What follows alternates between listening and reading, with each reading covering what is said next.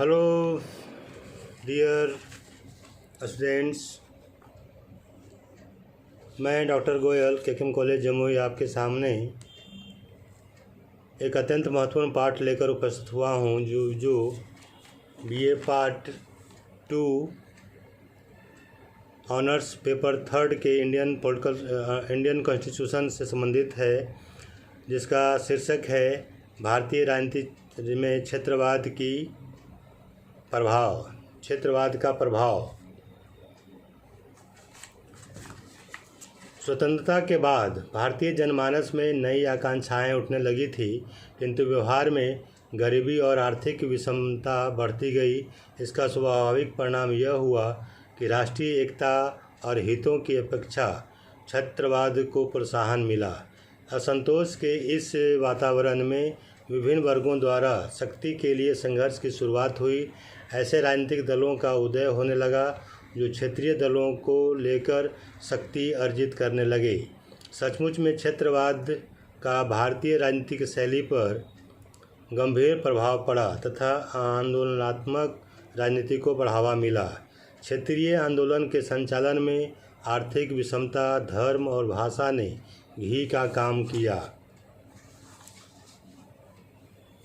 भारतीय राजनीति पर इसका प्रभाव। क्षेत्रवाद आज भारतीय राजनीतिक एवं सामाजिक जीवन में एक अत्यंत व्यापक घटना है और कम से कम निकट भविष्य में जनसाधारण के मस्तिष्क से इस धारणा को दूर होने के कोई चिन्ह दिखाई नहीं देते।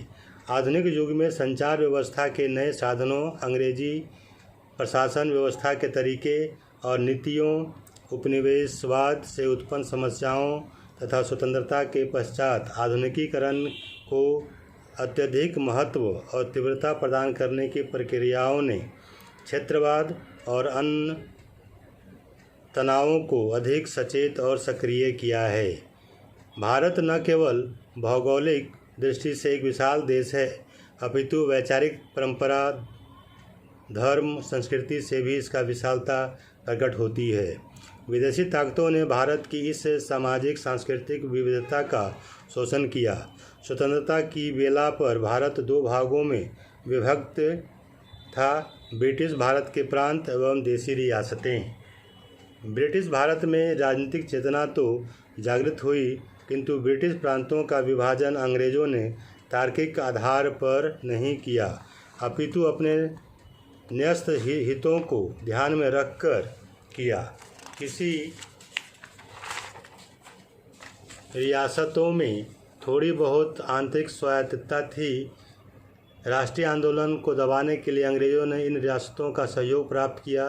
स्वतंत्रता के बाद राष्ट्रीय नेतृत्व के सामने सबसे बड़ी चुनौती राजनीतिक एकीकरण की थी। इस संदर्भ में प्रारंभिक रूप से 2 समस्याएं सामने आईं: राज्यों का भारतीय संघ में विलीनीकरण और भारतीय संघ के अंतर्गत केंद्र राज्य संबंधों का निर्धारण। इन दोनों समस्याओं के संदर्भ में विभिन्न क्षेत्रों का भारतीय मानचित्र में पुनर्सीमांकन एक चुनौती थी। इस तरह क्षेत्रीयतावाद का उदय ब्रिटिश शासन की रियासत है। आगे चलकर भारत में सरकारी भाषा, शिक्षा के माध्यम, राजस्व और स्रोतों के बंटवारे इत्यादि के प्रश्नों को लेकर क्षेत्रवाद की भावना में बढ़ोतरी होती गई।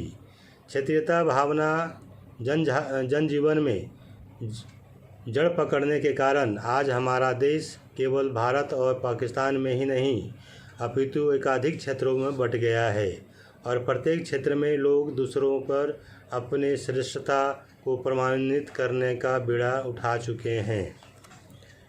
राजनीति पर क्षेत्रवाद का प्रभाव को विभिन्न शीर्षकों के अंतर्गत देखा जा सकता है। पहला, विभिन्न क्षेत्रों के बीच संघर्ष और तनाव।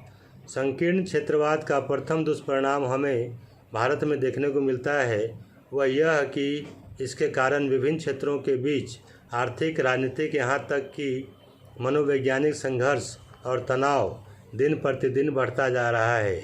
इसका कारण यह है कि प्रत्येक क्षेत्र अपने स्वार्थों या हितों को सर्वोच्च स्थान दे कर बैठा है और उसे यह चिंता नहीं होती कि उससे दूसरे क्षेत्रों को कितना नुकसान होगा। दूसरा, राज्य तथा केंद्र सरकार के बीच संबंधों का विकृत होना। भारत में क्षेत्रीयता के कारण केंद्रीय सरकार तथा राज्य सरकार के बीच का संबंध कभी कभी अत्यंत कटु रूप धारण कर लेता है। प्रत्येक क्षेत्र के हित समूह, क्षेत्रीय नेतागण, बड़े बड़े उद्योगपति एवं राजनीतिज्ञ अपने अपने क्षेत्र के स्वार्थों को प्राथमिकता देते हैं और केंद्र सरकार का ध्यान अपनी ओर आकर्षित करने का प्रयास करते हैं। केंद्रीय सरकार जिसकी तरफ भी थोड़ा सा झुक गई वहीं विवाद का विषय बन जाता है और राज्य सरकारों का पारस्परिक सौहार्दपूर्ण नहीं रह गया है। तीसरा, स्वार्थी नेतृत्व व संगठन का विकास। क्षेत्रीयता का एक और दुष्परिणाम यह होता है कि इसके फलस्वरूप अलग अलग क्षेत्र में कुछ इस प्रकार के नेतृत्व व संगठनों का विकास हो जाता है कि जनता की भावनाओं को उभार कर अपने संकीर्ण स्वार्थों की पूर्ति करना चाहते हैं। इस प्रकार के नेताओं का संगठन को न तो क्षेत्रीय हितों और न ही राष्ट्रीय हितों का तनिक भी ख्याल रहता है।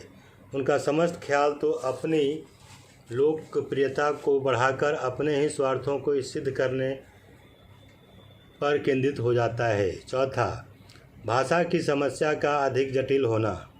क्षेत्रीयता का एक और बुरा प्रभाव यह होता है कि क्षेत्रीय वफादारी भाषा की समस्या को सुलझाने में सहायक स्थान पर उसे और भी जटिल बनाने में मदद करती है।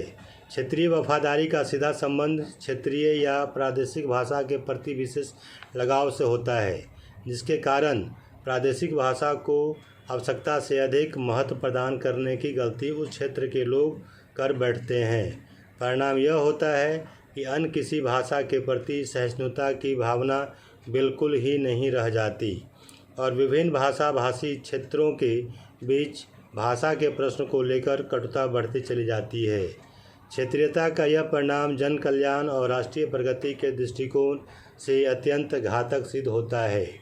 पाँचवां, राष्ट्रीय एकता को चुनौती। संकीर्ण क्षेत्रीयता राष्ट्रीय एकता के लिए एक चुनौती बन जाती है। क्षेत्रीयता के फलस्वरूप विभिन्न क्षेत्रों के बीच जो तनाव और संघर्ष की स्थिति उत्पन्न हो जाती है वह राष्ट्रीय एकता की समस्त धारणाओं और भावनाओं पर तुषारपात करती है, क्योंकि क्षेत्रीयता के फलस्वरूप विभिन्न क्षेत्रों के लोग में कभी क्षेत्रीय स्वार्थों के लेकर, कभी राजनीतिक स्वशासन या पृथक राज्य के प्रश्न को लेकर, तो कभी प्रादेशिक भाषा के प्रश्न को लेकर जो झगड़े या मनमुटाव खड़े हो जाते हैं वे राष्ट्रीय एकता के लिए बहुत ही विषम स्थिति पैदा करते हैं। निष्कर्षतः हम यह कह सकते हैं कि भारत जैसे विशाल विविधतापूर्वक लोकतांत्रिक देश में क्षेत्रवाद और उप क्षेत्रवाद का स्वाभाविक धारणाएं हैं। पूंजीवादी व्यवस्था पर आधारित विकास की प्रक्रिया इसके विकास को संगठित और सक्रिय रूप प्रदान करती है। यदि स्रोतों के बंटवारे, विकास की गति और विभिन्न समुदायों की आकांक्षाओं को कुछ सीमा तक नियंत्रित किया जाए तो क्षेत्रवाद का हानिकारक न होकर एक सामान्य संघीय प्रक्रिया तक ही सीमित रहता है और विभिन्न अल्पसंख्यकों और क्षेत्रीय वर्गों की राजनीति में भागीदारी की संतुष्टि दिलवाता है। इस प्रकार यह क्षेत्रीयवाद की प्रभाव और भूमिका दोनों ही पाठ यहीं पर समाप्त होते हैं। प्रत्येक छात्र से ये निवेदन है कि जिनको भी किस तरह का कष्ट होता है, दिक्कत होता है समझने में पाठ को, वे कॉलेज से संपर्क करें और पाठ को अच्छी तरह से समझने की कृपा करें। धन्यवाद।